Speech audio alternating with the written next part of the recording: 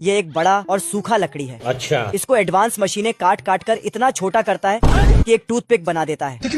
ये लोग बाघ के खाल का कपड़ा बनाकर पहने हुए हैं, पर बाघ सब तो मेरे साथ अन्याय हुआ है। साला ये लोग इतना तेज बिल्डिंग बनाते हैं कि बादल से टकरा जाता है तो बिल्डिंग को ही मोड़कर बनाने लगता है, पर फिर से वापस लाइन पे आ जाता है। हे प्रभु। यहाँ लकड़ी से इंस्टेंट लकड़ी के कुर्सी बन जाता है। ये मधुमक्खी इल्ली को पहिया बना देता है गजब। और चलाने लगता है।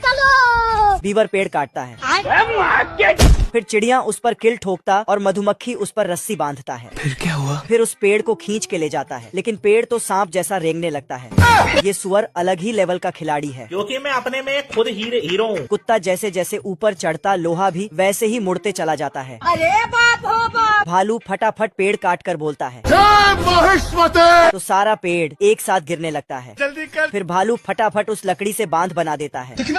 मंगरू भी कम नहीं है, ये फटाक से 2 खंभा बना देता है। भेड़ अपने खाल से अलग हो जाता है।